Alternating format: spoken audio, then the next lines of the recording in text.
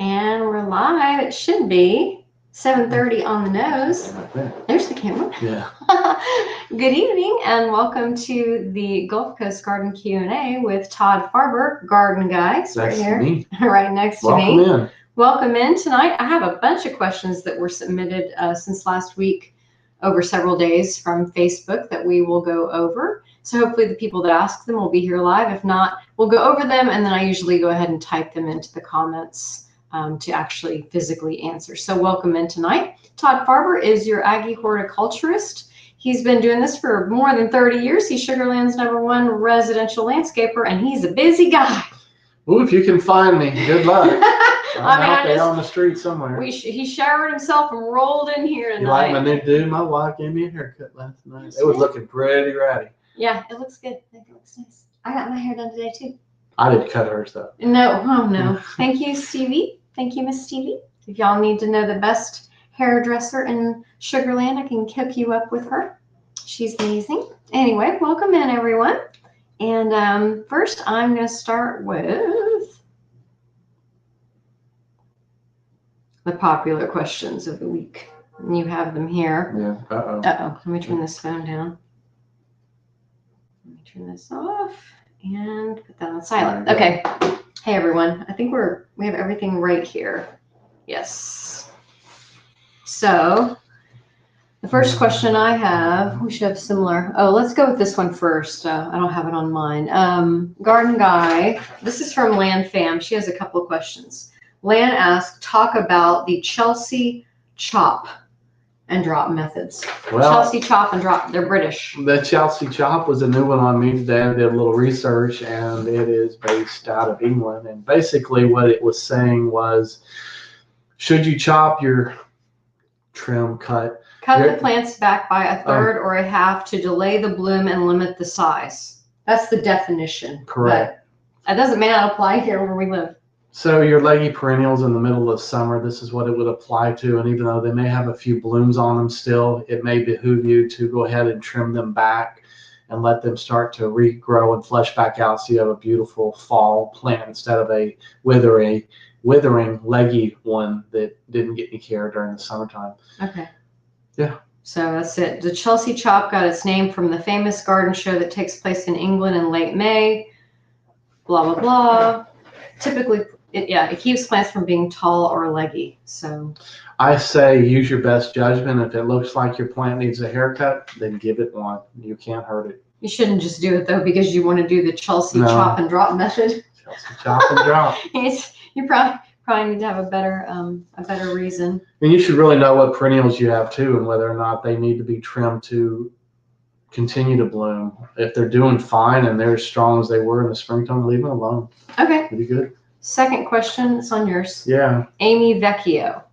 She wants options for flower bed borders DIY. So my recommendation is to go to a vendor such as Alamo Stone in Stafford and look to see the kind of border stones they might have, moss stone, ledge stones.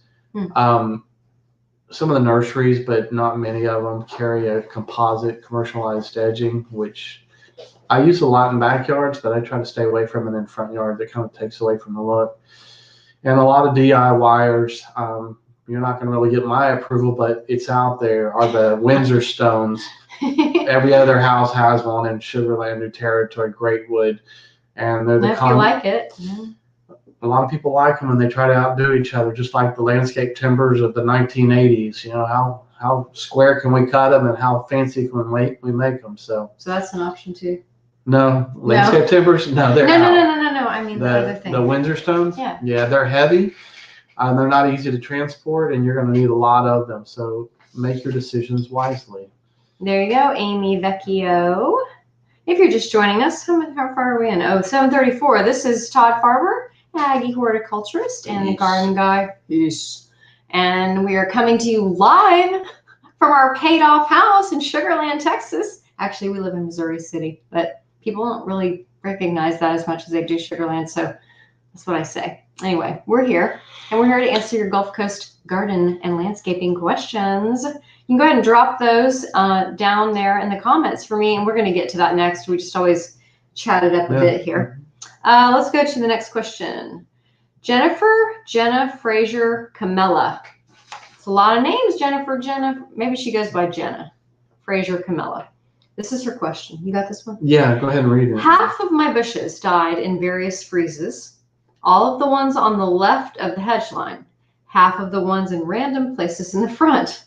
How do I balance this out without starting over because I like symmetry? This is a great question. It is. So you have to evaluate each and every one of your shrubs, and if there is enough of it left, you can cut out the frozen portion, dig down and plant a new shrub in that same area and let the two plants merge together. If the shrub is too far gone, then you're going to have to pull it out and start over. There's not really another option. There's nothing you can do. There's not a big enough Band-Aid to put on that.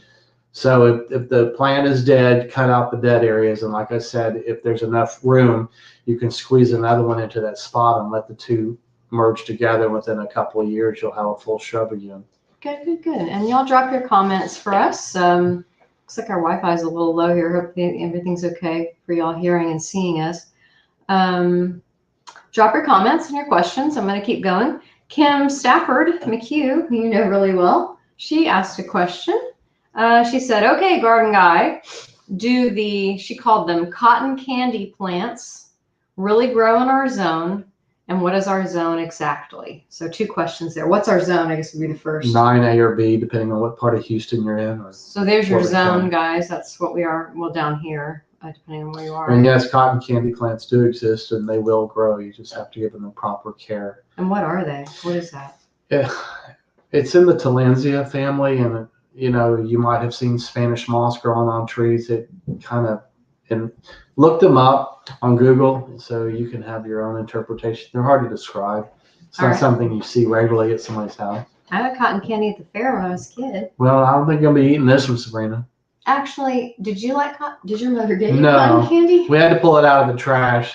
Something somebody didn't eat all the way. My favorite thing to get at the... Just kidding. We just didn't. Well, I went to the Indiana State Fair. We didn't make it to the Big Tex Dallas State Fair. I didn't ask you where you... I said... I just said we didn't make it to the Texas State Fair. I said my favorite thing to get at the Indiana State Fair was called the elephant ear. Which was? It's what you would call down here a funnel cake. We could do funnel cakes here. Houston Livestock Show and Rodeo. I like the elephant ear. Yeah, I would ask for that, and I would get to eat that. And the powdered sugar right after they bring it off the cattle. I don't know. It seems like it was cinnamon and sugar, the one that I had. Oh, well, but it was. I guess they made them better in Indiana, even though things are bigger in Texas. Right.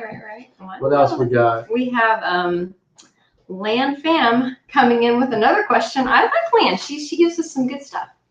Am I setting myself up if I throw my pulled weeds into my compost bin? This is another great question. A lot of people do it, don't do it. You're setting yourself up for a big time problem later on. One, I don't know, each and every person has a different size compost bin, and unless the internal temperature of that compost reaches 160, 170 degrees, I think internally the weed seeds aren't going to be killed. And then your compost that you're trying to make is going to be contaminated with those weeds. Oh, yeah. And then if you go and you think it's all broken down, and then you start trying to use it in your gardens, and then start watering, and here come the weeds. You just so put those where should you? In the trash. Put them in the trash, Land. Don't do that. Just you said, are you setting yourself up? Yes. For failure, yes. You're setting yourself up, Land. So don't do that. All right. I have actually I've got 3 more questions. I'm just going to see real quick if I have any comments here. I don't have one stinking comment. All right. That's fine. Where's Mike tonight? I don't know. He must be drinking his coffee black. Right. We got 3 people watching. It's not a lot, but people watch later too. It's cool. They do. It's cool. All right. We have another question from Joan Stacy Taylor. Joan Stacy Taylor. I have a question. I'm looking for flowering bushes for the base of a mobile home or mobile home beds that are 3 feet wide, and the bed has an east, west, side, north. What does that mean? Well, in Houston area, What do you suggest, and are there reference materials you suggest? I'm not sure what that Her beds are 3 feet wide. Oh, okay. And she's looking for a shrub that fills them up, that flowers. Okay. My first suggestion would be the Indian hawthorn. It's hardy. Mm-hmm. They did freeze a little bit, but they've run the test of time in this town, and they'll get big enough to fill up your bed. And they do bloom white or pink, whatever variety you get in the springtime. You're going to have a hard time finding a continuous blooming shrub unless you go with one of the drift roses, which would fill up that area That's too. true. It just Those are depends really on pretty. your preference. But if you're looking for an evergreen, it's an Indian hawthorn. If you're looking for like a rose, it's going to give you 11 months of blooms. The drift rose, the knockout roses will get too tall and leggy, and it's I like the constant cedar care. drift roses. Those are pretty. Yeah. I like those. Those are nice. They are kind of like a shrub, huh? Yeah. They're They nice. just constantly bloom. And they would bloom. Jen. And there's a multitude. There's a lot of colors. Yeah. Yeah, that's true. So, Joan, that's your answer. All right, I got 2 more. Wendy Bowser. Wendy said, we bought our home in the summer. There's a crepe myrtle that has some black on it and it isn't growing. What could the black stuff be, and what do we do to help it? So first off, the black stuff is the remnants of sooty mold, which meant the crepe myrtle was infested with either aphids or scale last year. And the sooty mold is the results of the honeydew, the excretion of the scale or the aphids. It's not harmful to the plant. It just doesn't look very good. Most crepe myrtles will exfoliate their bark yearly, and so wherever it is, it will probably fall off sometime this year. Now, your other question was, what do we do to get it or make it healthier? It's not really growing. You probably need to aerate in and around the root system, and then I would use the green bag microlife and start fertilizing it. Mm-hmm. There you go, Wendy. That's your answer. And the last question, this was early last week, and I actually answered this one. Jen Deal, she goes to our church in Round Top. She said, how can I keep moths and caterpillars from eating my magnolia tree? And I looked it up because you were working in this and that. And what I saw was, of course, you can physically remove them. Right. That's not. But I think, yeah, I know, right? I mean, you can do that. But a systemic insecticide and either a spray, or you can do a soil drench as well. Mm-hmm. I told her like the neem oil maybe on the certain ones would kill it. That's more of a specific spot spray, but that's not systemic. Well, I recommended a systemic. Yeah. Ooh, that's really say that 5 times fast, people. Okay, so that's what I recommended to her on that. And then it might give you an Aggie degree. Right, and I think there's a Bayer one. And if you want something that's organic or whatever, honestly, the only thing I saw was that they were saying you can just stand out there and pick them off. So that's, you do you. You do you, guys. All right, so that's that. Let's see if we have any questions. And then I've got a makeover of the week. I'm going to do a what's wrong with this landscape, an interesting house that I found. That's pretty much what I have this week. So, and we're fixing to go on a trip. Yep. We're taking a break because he needs a break, and we're going to our property in Missouri. So Missouri. We're very excited about that. Let me see what comments have. Here's Mike.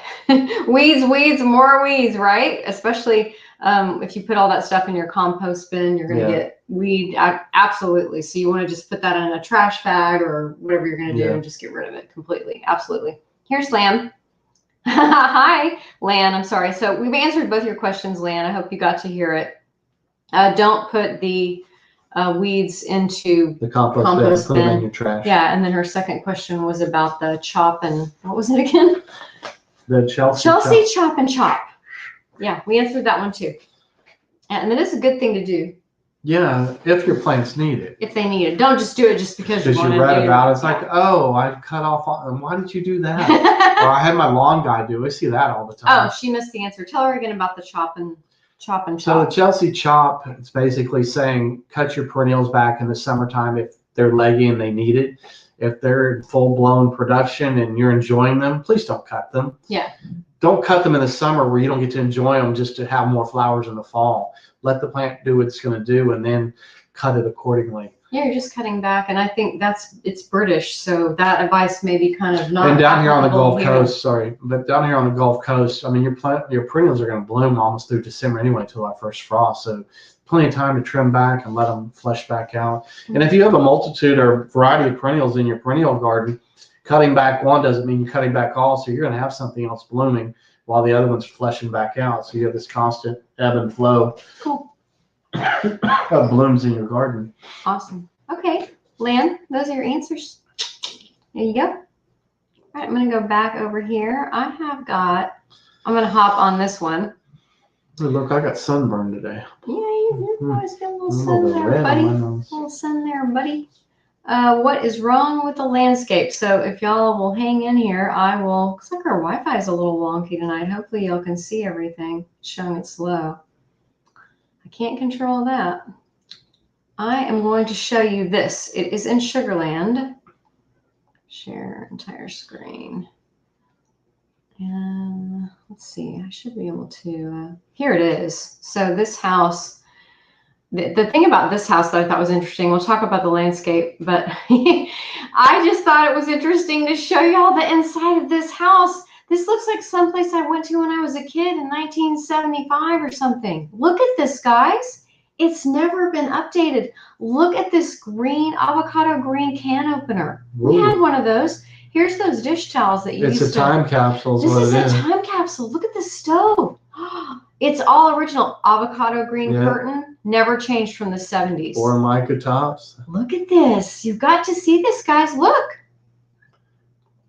Isn't it something? Grandma just wasn't into decorating. Look at this. Well, she was, but only that one time. Well, that's true. Linoleum. Hey. There it is. There it is. I mean, this should bring back some memories. Look at this.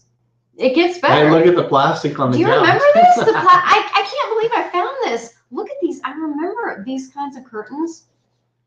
Hey, look at the old Zenith. Yeah, wait, it gets better. Keep going. Look at this.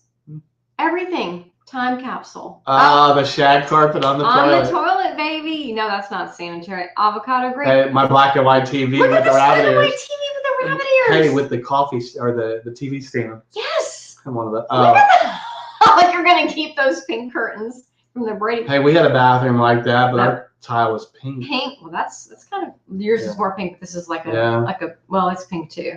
And there's the yard. Anyway, that's the backyard. They have a beautiful. Love that on the canal, probably there in Sugar Creek. Nothing in the backyard, guys. Zero. Little patio. But I wanted you to see. So this is the landscape part. If y'all are watching this, here's the front landscape. So when these homes were built, a lot of the builders put in these raised garden beds. And over the years, people have done anything from rocks to cactus back to plants. The thing about those they're kind of go with the house. They're a real pain in the butt to try to knock out. They're well built. And so people usually use them as decor as part of the architecture. They don't want to take that if they buy in that house. The rest of the landscape is just a 40-year-old boxwood hedge that was there from the beginning of time over to the right. Just take all that out. Start over? Yeah, and so you can do something lower in front of the wall, and then maybe do some pots on gravel to give you some instant color up top, and then along the right side where the boxwoods are, just bring the landscape up to 2023 with a couple of different layers and textures. There it is again. There's another part of it. I mean, it definitely has potential. I was just shocked. I don't know if y'all have any comments about that. We'll stop sharing that screen and go back here. I don't know if y'all have any comments. There should be lots of comments about how much hardscape do you do like in a landscape. Hang on, we'll get to you in a second. Oh, Kathy, yes. Can you believe that, Kathy? Honestly, I almost didn't show y'all that one. And then I thought, I just want to talk about it because it is a blast from the past for sure. A definite time capsule. Definite. Hey, Joni. Welcome in. Hi, Joni. Lan, I bought my first house in 78. Yes, and it had the oven and avocado color. Yes, that house is unbelievable. They never changed it. Never changed it. Crazy. Oh, Mike has a question. How much hardscape do you like in a landscaping plan? Well, I like there to be a balance between the landscape and hardscape. And I think in today's home, people go overboard with their pools and their patios and everything else. And I think it's too much, but that's just me as a designer. You like plants. I like plants more than but we've done our share of hardscaping over the years too. And a nice blend makes a really nice landscape. It's just people try to do too much sometimes with their yards. Maybe look at the site and decide how big it is and then try to balance it out. I'm Yeah. sure that, Mike, it depends on the site itself. And Todd, like he was saying, I don't do any of it. I'll say we, though. We used to do more hardscaping, flagstone. We hardly do any now. No, we're softscape and design specialists. Yeah, softscaping. My foreman actually retired 3 years ago and moved to Florida, and he was in charge of all our hardscaping work because I couldn't be on the job site all the time. So we moved on to greener pastures and, never looked back. And there's plenty of companies out there that do hardscaping well, and we recommend Integrity Builders. Mm-hmm. We like Integrity. He does a great job, and he's a nice guy, and he does have integrity. he does a good job, so we just recommend him for that sort of thing. But as far as the balance is concerned, I think Todd leans heavily to the plant side. So that would be the budget has a lot to do with it too, Mike, as you well know. Yeah, that's true. Your hardscapes can get awfully expensive, and then there's not much left for a landscape. Kind of like if you're going to call your pool a hardscape, and people have gone up and over their budget $20,000-$30,000, and they're closing in on whatever $100,000, and it's like, what can I do for $2,500 around my pool? It's like, not much, dude. Okay, I love that. Look at Hilly. She said boo. Hey, Hilly. Hey, Hilly, how are you tonight?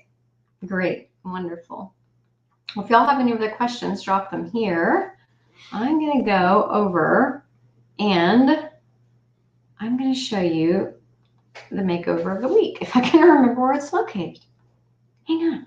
Okay, the makeover of the week. Well, we did Kathy Adams' your apostrophe at the end, possessive.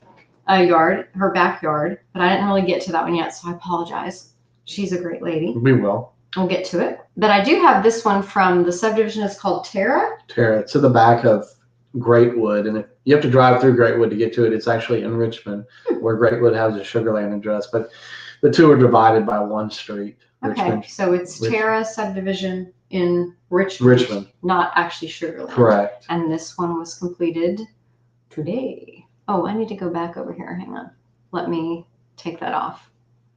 Oh, Hilly said she was at her HOA board meeting. All right. Let me hop back over here to this video if I can find it. And here it comes.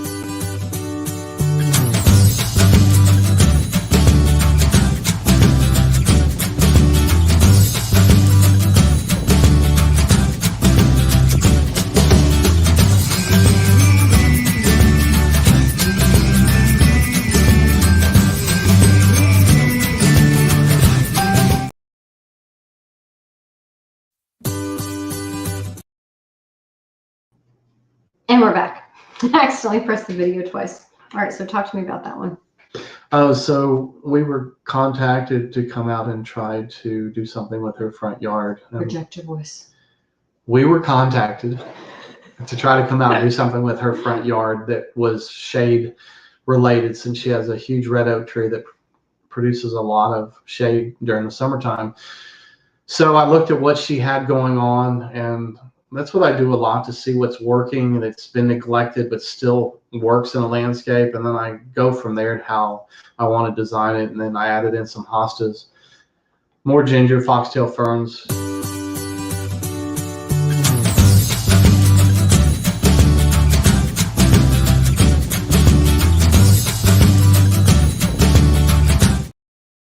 So I don't think they could hear us. That muted our mic. Oh, I was showing all that again because I like the way that Todd kept that boxwood and he shaped it, and I think it looks adorable from a woman's standpoint. Yeah. I like that part of it. So, and he always tries to keep things, well, one, if the client loves it, right, and two, if it's reusable, which I think is great.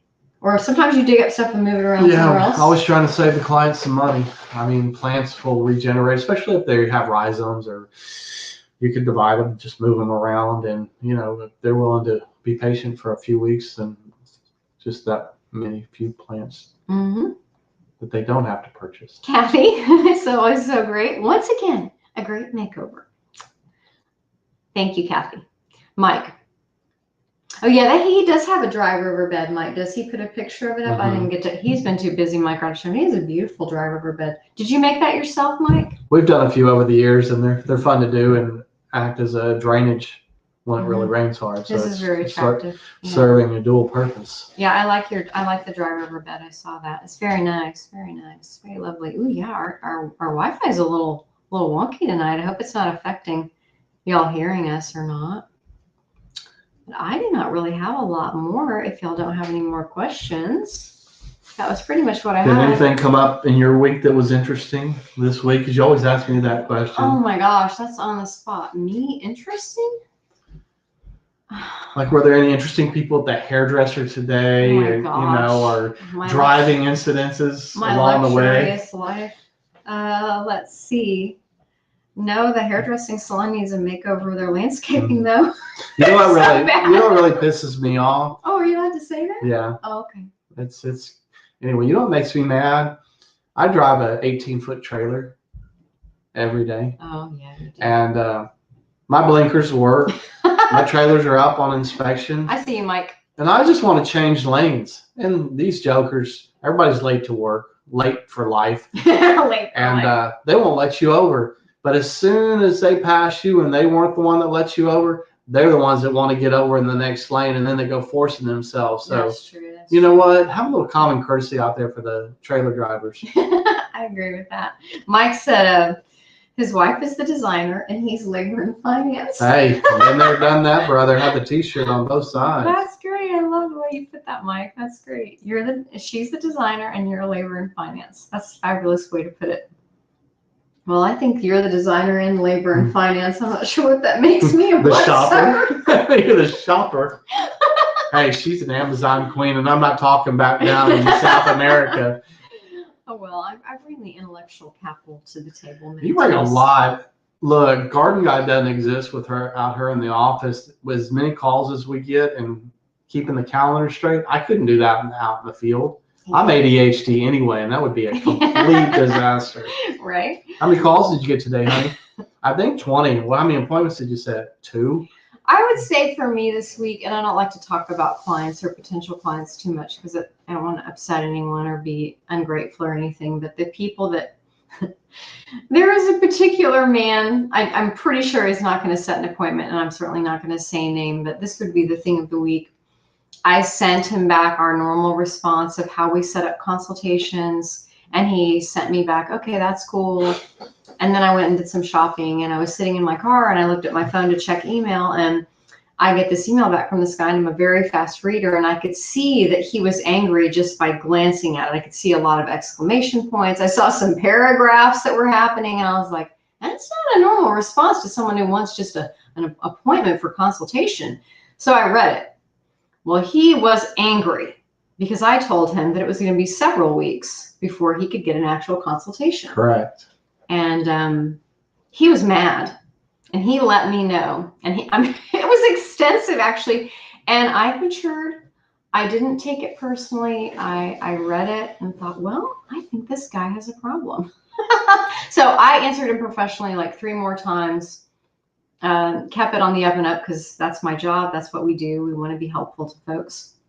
And I understand that people want to get things done quickly, but what you have to understand is that we're a very small company, and this is one guy.